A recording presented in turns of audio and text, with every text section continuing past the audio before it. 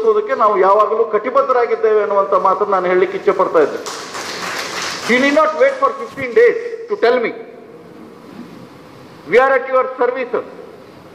ಮತ್ತೆ ನಾವು ಜನಪ್ರತಿನಿಧಿಗಳು ಇವತ್ತು ನಾವು ಕೆರೆಗಳ ಒಂದು ಜಾಗೃತ ಪ್ರಹರಿಗಳಾಗಿ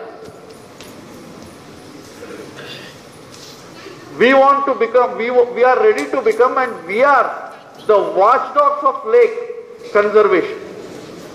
We are ready to become. That is our primary duty. ಅದು ನಮ್ಮ ಮುಖ್ಯವಾದಂಥ ಉದ್ದೇಶ ಆಗಿದೆ, ಕರ್ತವ್ಯವಾಗಿದೆ. ಆ ಕರ್ತವ್ಯವನ್ನ ನಾವು ಖಂಡಿತವಾಗಿ ನಿರ್ವಹಿಸ್ತೇವೆ ಅನ್ನುವಂಥ ಮಾತನ್ನ ನಾನು ನಿಮ್ಮ ಮುಂದೆ ಹೇಳಲಿಕ್ಕೆ ಇಚ್ಛೆ ಪಡ್ತಾ ಇದ್ದೇನೆ. ಕೊನೆಯದಾಗಿ ನಾನು ಒಂದು ಮಾತನ್ನ ತಮ್ಮ ಮುಂದೆ ಇಡಲೇಬೇಕು. ಆ ಮಾತೇನು ಅಂತಂದ್ರೆ, ಎಲ್ಲಿಯ ತನಕ ನಾವು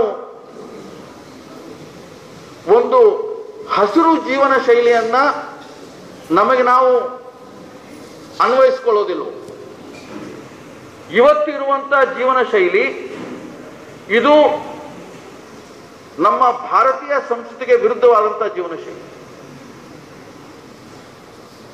ಇವತ್ತಿರುವಂತ ಜೀವನ ಶೈಲಿ ಇದು ಅತ್ಯಂತ ದೊಡ್ಡ ಪ್ರಮಾಣದಲ್ಲಿ ಉಪಭೋಗ ಮಾಡುವಂತ ಕನ್ಸ್ಯೂಮರಿಸ್ಟ್ life style.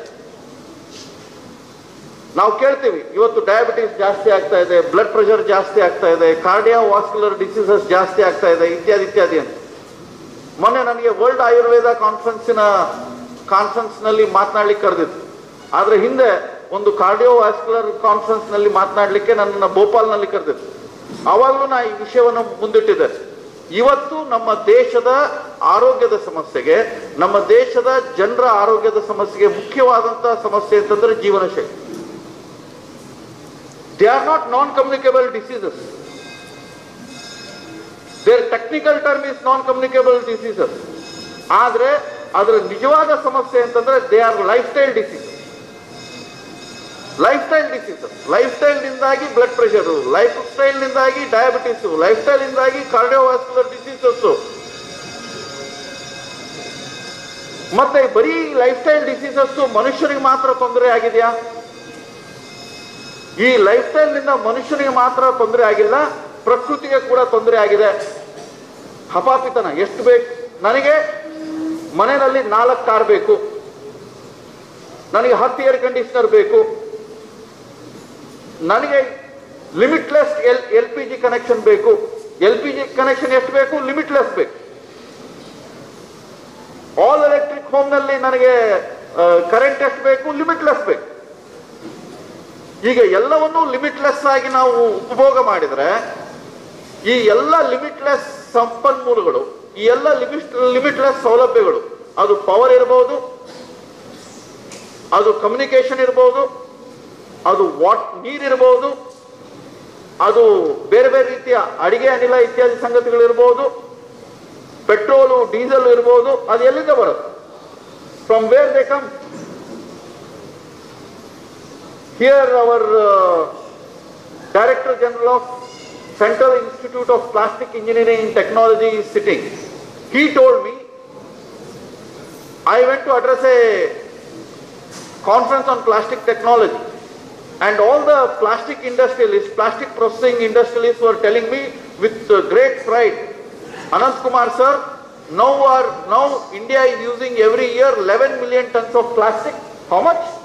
11 million tons of plastic. By 2020, we will be using 20 million tons of plastics. In one side, we are having lake conference. In one side, we are having conservation of nature, conservation of groundwater. We are increasing our consumption of plastics. We are increasing the consumption of fossil fuels. We are increasing our consumption of the metals, alloys. Tomorrow morning, I am inaugurating the conference on corrosive materials. Corrosion, is it good for nature? It's an antithesis to this. Therefore, it all emanates from lifestyle, our consumptive lifestyle. Therefore, Param Pujaniya Swamiji is here And Param Pujaniya Swamiji is the symbol and icon of selflessness. He is the symbol and icon of non-consumption. He is the symbol of non-consumptive lifestyle. We cannot be sannyasis like him. But at the same time, as nature-loving Indians, nature-loving citizens of this country, can we think about our consumptive lifestyle? Can we bring about a change? Can we adopt a green lifestyle? And can lifestyle and green lifestyle be part of the curricula? Our former education minister is here. ಅದಕ್ಕೆ ನಾನು ಹೇಳೋದೇನು ಅಂತಂದ್ರೆ, ಕೆರೆಗಳನ್ನು ಉಳಿಸಬೇಕು ಅಂತಂದ್ರೆ, ನಮ್ಮ ಪ್ರಕೃತಿಯನ್ನ, ನಮ್ಮ ನೇಚರ್ನ ಉಳಿಸಬೇಕು ಅಂತಂದ್ರೆ, ನಾವು ಹಸಿರು ಜೀವನ ಶೈಲಿಯನ್ನು ಅಳವಡಿಸಿಕೊಳ್ತೇವೆ. We all adopt a green lifestyle. We shall decide that we will adopt a green lifestyle.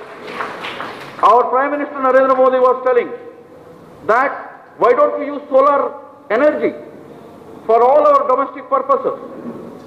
Gujarat is on the vanguard. They are even lining through by the solar panels all the irrigation canals so that water is not also evaporated. The evaporation of water is controlled, and at the same time through the panels on the canals, solar energy for the purposes of the villagers, the power sets, power pump sets, and all those things are generated. Therefore, we need to come out with innovative solutions for our consumption. ಆದ್ರಿಂದ ನಾನು ನಿಮ್ಮಲ್ಲಿ ಹೇಳಲಿಕ್ಕೆ ಇಚ್ಛೆ ಪಡೋದೇನು ಅಂತಂದ್ರೆ, ನಮ್ಮ ಕೆರೆಗಳ ಸಮ್ಮೇಳನವನ್ನು ನೀವು ಮಾಡಿ, ನಿಮ್ಮ ಕೆರೆಗಳ ಸಮ್ಮೇಳನ ಆದ ನಂತರ ಒಂದು ವಾರದ ನಂತರ ನನಗೆ ಹೇಳಿ, ಅನಂತ್ ಕುಮಾರ್ ನಮ್ಮ ಕೆರೆಗಳ ಸಮ್ಮೇಳನ ಆಗಿದೆ, ಇಷ್ಟು ರೆಕಮೆಂಡೇಶನ್ಸ್ ಅನ್ನ ನಾವು ಮಾಡಿದ್ದೇವೆ, ಆ ರೆಕಮೆಂಡೇಶನ್ಸ್ ನ ನಾವು ಕೇಂದ್ರದ ಜಲಸಂಪನ್ಮೂಲ ಸಚಿವರು ಮತ್ತು ಕೇಂದ್ರದ ಪರ್ಯಾವರಣ ಮತ್ತು ಅರಣ್ಯ ಸಚಿವರು ಅವರಿಬ್ಬರ ಜೊತೆನಲ್ಲಿ ನಾವು ಮಾತನಾಡಲಿಕ್ಕೆ ತಯಾರಿದ್ದೇವೆ. ಪ್ರಧಾನಮಂತ್ರಿಗಳ ನರೇಂದ್ರ ಮೋದಿ ಅವರ ಕಾರ್ಯಾಲಯದ ತಜ್ಞರೊಂದಿಗೆ ನಾವು ಮಾತನಾಡಲಿಕ್ಕೆ ತಯಾರಿದ್ದೇವೆ ಅಂತ ಹೇಳಿ ನವೆಂಬರ್ 24ನೇ ತಾರೀಕಿನಿಂದ ನಮ್ಮ ಪಾರ್ಲಿಮೆಂಟ್ ಅಧಿವೇಶನ ಶುರು ಆಗತ್ತೆ. ಆ ಪಾರ್ಲಿಮೆಂಟ್ ಅಧಿವೇಶನ ಶುರುವಾಗುವಂತಹ ಸಂದರ್ಭದಲ್ಲಿ ನಮ್ಮ ಸ್ವರ್ಣವಲ್ಲಿ ಮಠದಲ್ಲಿ ಉದ್ಘಾಟನೆಗೊಂಡಿರುವಂತ ಈ ಕೆರೆಗಳ ಸಮ್ಮೇಳನದ ಶಿಫಾರಸುಗಳ ಬಗ್ಗೆ ಅತ್ಯುನ್ನತ ಮಟ್ಟದಲ್ಲಿ ಕೇಂದ್ರ ಸರ್ಕಾರದ ಮಟ್ಟದಲ್ಲಿ ಕೇಂದ್ರ ಸರ್ಕಾರದ ಜಲಸಂಪನ್ಮೂಲ ಸಚಿವರೊಂದಿಗೆ ಕೇಂದ್ರ ಸರ್ಕಾರದ ಅರಣ್ಯ ಮತ್ತು ಪರಿಸರ ಸಚಿವರೊಂದಿಗೆ ಪ್ರಧಾನಮಂತ್ರಿ ಕಾರ್ಯಾಲಯದ ಅಧಿಕಾರಿಗಳ ಜೊತೆನಲ್ಲಿ ನಾನೂ ಕೂತ್ಕೊಂಡು ಭಾರತ ಸರ್ಕಾರ ಜೊತೆನಲ್ಲಿ ಇದ್ರ ಬಗ್ಗೆ ಚರ್ಚೆ ಮಾಡಿ ಇದನ್ನು ಅಳವಡಿಸಿಕೊಳ್ಳಿಕ್ಕೆ ನಾವು ಸಿದ್ಧ ಅನ್ನುವಂಥ ಮಾತನ್ನು ಈ ಸಂದರ್ಭದಲ್ಲಿ ಹೇಳಿಕೆ. We are ready. But you come there, you prepare the recommendation, you deliberate. We are very serious about this. We want to bring about a change in the governance. We want to bring about a change in the lifestyle. We want to bring about a change in the consumptive economy. We want to bring about a change in the way we were used to do the things. Therefore, we are all congregating in the benign presence of Green Swamiji. Therefore, let that green be the adjective. Let that be the icon. Therefore, how can we create everything green? And I will also have a meeting of all of you with the HRD minister.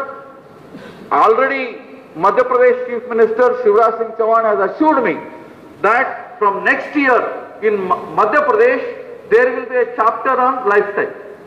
There will be a chapter on green lifestyle. He has already announced it. We are ready to think about it. Government of India is ready to think about it. But we want experts and scientists like you to deliberate, and the NGOs like you to deliberate and give us ideas, to give us the recommendation. Therefore, together we can create an atmosphere. And ಕೊನೆಯದಾಗಿ ನಾನು ಇಷ್ಟೇ ಹೇಳಲಿಕ್ಕೆ ಇಚ್ಛೆ ಪಡೋದು, ಇವತ್ತು green life ಸ್ಟೈಲ್ನಲ್ಲಿ ಏನೇನು ಬರುತ್ತೆ ಅಂತ ಹೇಳಿ ಒಂದ್ಸತಿ ನನಗೆ ಕೇಳಿದ್ರು. ನಾನು ಹೇಳಿದೆ, ಗ್ರೀನ್ ಲೈಫ್ ಸ್ಟೈಲ್ನಲ್ಲಿ ನಾವು ಒಂದು ಸಸಿಯನ್ನು ನೆಡ್ತೇವೆ, ಒಂದು ಉದ್ಯಾನವನವನ್ನು ನೋಡ್ಕೊಳ್ತೇವೆ ಅನ್ನುವಂಥ ಸಂಕಲ್ಪವನ್ನು ಮಾಡಬಹುದು. ಗ್ರೀನ್ ಲೈಫ್ ಸ್ಟೈಲ್ನಲ್ಲಿ ಹಸಿರು ಜೀವನ ಶೈಲಿಯಲ್ಲಿ ನಾವು ನಮ್ಮ ಮನೆಗಳಿಗೆ ಸೋಲಾರ್ ಪ್ಯಾನೆಲ್ ಅನ್ನು ಹಾಕೊಳ್ತೇವೆ, ನಮ್ಮ ಉದ್ದಿಮೆಗಳಿಗೆ ಸೋಲಾರ್ ಪ್ಯಾನೆಲ್ಗಳನ್ನು ಹಾಕೊಳ್ತೇವೆ. ಆನ್ ಗ್ರಿಡ್ ಹೇಗೆ ಜರ್ಮನಿಯಲ್ಲಿ ಮಾಡಿದ್ದಾರೆ, Germany solar power surplus, it's a role model. ಆ ರೀತಿ ನಾವು ಮಾಡ್ತೇವೆ ಅನ್ನುವಂಥ ಒಂದು ಮಾತನ್ನು ನಾವು ಹೇಳ್ಬೋದು. ಅದೇ ರೀತಿ ಆ ಗ್ರೀನ್ ಲೈಫ್ ಸ್ಟೈಲ್ನಲ್ಲಿ ಅದು ಉತ್ತರ ಕನ್ನಡ ಜಿಲ್ಲೆಗಲ್ಲ, ಬೆಂಗಳೂರಿನಂಥ ಪಟ್ಟಣಗಳಿಗೆ ನಾವು ತಾರಸಿ ತೋಟಗಳನ್ನ ನಾವು ಮಾಡ್ತೇವೆ, ಟೆರೇಸ್ ಗಾರ್ಡನ್ಸ್ ಮಾಡ್ತೇವೆ ಅನ್ನುವಂಥ ಮಾತನ್ನು ಹೇಳ್ಬೋದು. ಅದೇ ರೀತಿ ನಾವು ಪ್ಲಾಸ್ಟಿಕ್ಕಿನ ಕನ್ಸಂಪ್ಷನ್ ಅನ್ನು ಕಮ್ಮಿ ಮಾಡ್ತೀವಿ ಅನ್ನುವಂಥ ಮಾತನ್ನ ಸಿಪೆಟ್ಟಿನ ಮಹಾನಿರ್ದೇಶಕರನ್ನ ಪಕ್ಕದಲ್ಲಿ ಕೂರಿಸ್ಕೊಂಡು ಪೆಟ್ರೋಕೆಮಿಕಲ್ ಮಂತ್ರಿಯಾಗಿ ನಾನು ಈ ಮಾತನ್ನು ಹೇಳ್ತಾ ಇದ್ದೇನೆ. ಪ್ಲಾಸ್ಟಿಕ್ ಕನ್ಸಂಪ್ಷನ್ ಅನ್ನು ಕಮ್ಮಿ ಮಾಡ್ತೀವಿ ಅನ್ನುವಂಥ ಒಂದು ಸಂಕಲ್ಪವನ್ನು ನಾವು ಮಾಡಬಹುದು. ಅದ್ರ ಜೊತೆಯಲ್ಲಿ ಬಹಳ ಮುಖ್ಯವಾಗಿ ನಾವು ಒಂದು ಶಾಲೆಯ ಮಕ್ಕಳಾಗಿ, ಒಂದು ಕಾಲೇಜಿನ ವಿದ್ಯಾರ್ಥಿಗಳಾಗಿ, ಒಂದು ಸಂಸ್ಥೆಯ ಕಾರ್ಮಿಕರಾಗಿ, ಒಂದು ಕಾರ್ಖಾನೆಯ ಕಾರ್ಮಿಕರಾಗಿ, ಒಂದು ಆಫೀಸಿನ ಸಿಬ್ಬಂದಿಯಾಗಿ ನಾವು ಒಂದು ಕೆರೆಯನ್ನು ನೋಡ್ಕೊಳ್ತೇವೆ. ನರೇಂದ್ರ ಮೋದಿ ಅವರು ಸ್ವಚ್ಛ ಭಾರತ ಅಂತ ಹೇಳಿದ್ದಾರೆ. ಆ ಸ್ವಚ್ಛ ಭಾರತದ ಜೊತೆಯಲ್ಲಿ ಹಸಿರು ಭಾರತವನ್ನ ಕೂಡ ನಾವು ನಿರ್ಮಾಣ ಮಾಡ್ತೇವೆ. Clean India, green India, clean India ಮತ್ತು ಗ್ರೀನ್ ಇಂಡಿಯಾ.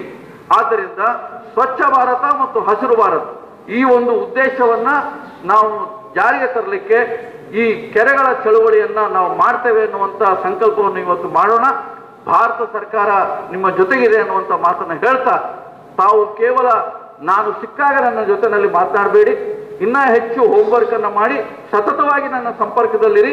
ನಾವು ಮತ್ತು ನೀವು ಒಟ್ಟಿಗೆ ಸೇರಿ ಈ ನಮ್ಮ ಭಾರತವನ್ನ, ನಮ್ಮ ಜಗತ್ತನ್ನ ಹೆಚ್ಚು ಸ್ವಚ್ಛವನ್ನಾಗಿ, ಹೆಚ್ಚು ಹಸಿರನ್ನಾಗಿ ಮಾಡೋಣ ಅಂತ ಹೇಳ್ತಾ ತಮ್ಮೆಲ್ಲರಿಗೆ ವಂದಿಸ್ತಾ, ಸ್ವಾಮಿಗಳಿಗೆ ಶಿರಸಾಷ್ಟಾಂಗ ನಮಸ್ಕಾರ ಮಾಡ್ತಾ, ಜೈ ಹಿಂದ್, ಜೈ ಕರ್ನಾಟಕ.